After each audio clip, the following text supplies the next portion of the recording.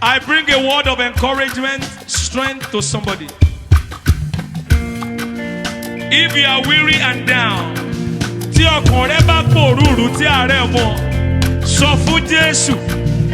Take it to the Lord in prayer. When you pray and you lay everybody before the Master, He will settle your case in the name of Jesus. Listen, àárẹ̀ mú ọ, ọkàn rẹ pòrúurú, sọ fún Jésù, sọ fún Jésù. Ìbànújẹ́ dípò ayọ̀ fún ọ, sọ fún Jésù nìkan. Sọ fún Jésù, sọ fún Jésù, òun lọ́rẹ́ tí o mọ̀. Kò sí ọ̀rẹ́ tàbí èèkàn mìíràn, sọ fún Jésù nìkan. Listen. Àsúndẹ̀kùn omijé ló sùn bí, sọ fún Jésù, sọ fún Jésù. Ìwọ lẹ́ṣẹ̀ tí ẹnìkan kò mọ̀ bí, sọ fún Jésù nìkan. Gbogbo ẹ̀ṣẹ̀ ìkọ̀kọ̀ ó lè sọ fún. Sọ fún Jésù, sọ fún Jésù, òun lọ́rẹ́ tí o mọ̀. Kò sí ọ̀rẹ́ tàbí èèkàn mìíràn, sọ fún Jésù nìkan.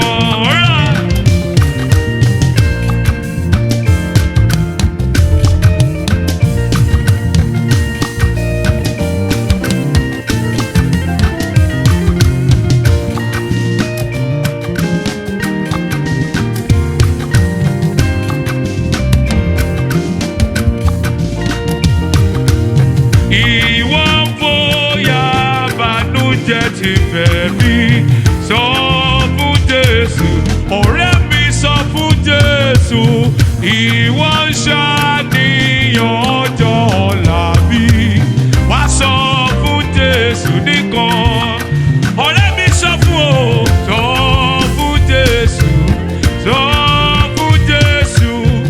Olórẹ́ tí o mọ̀ kò tún èèkàn mìíràn, sọ fún Jésù nìkan. Listen to this one. Ìrònú ikú mú ọ̀dà mú bí, sọ fún Jésù, sọ fún Jésù. Òun ṣàfẹ́rí ìjọba Jésù bí, sọ fún Jésù nìkan. Ọ̀rẹ́ tó ṣọ̀ni, sọ fún Jésù. Sọ fún Jésù, ọlọ́rẹ́ tí o mọ̀ kò tún sọ̀rẹ́ tàbí èèkàn mìíràn, sọ fún Jésù nìkan.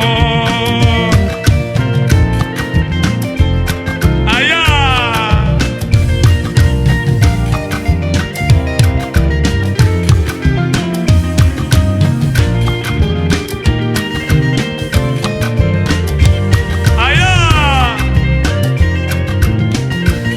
I sing the verse as it. Àárẹ̀ mú ọ, ọkàn rẹ pòrúurú, sọ fún Jésù. Dákun gbàdúrà, sọ fún Jésù. Òun lọ́rẹ́ tí o mọ̀, ó mọ gbogbo ìṣòro tó là kọjá. Kò sí ọ̀rẹ́ tàbí èèkàn mìíràn o. Ọ̀rẹ́ sọ fún Jésù nìkan. Ó yá sọ fún Jésù. Sọ fún Jésù, ọlọ́rẹ́ tí o mọ̀ kò sí ọ̀rẹ́ tàbí èèkàn mìíràn, sọ fún Jésù nìkan.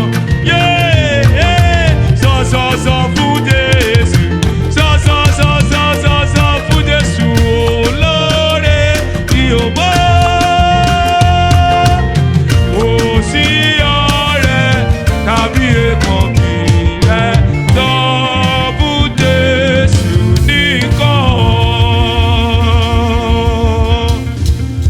to the Lord in prayer.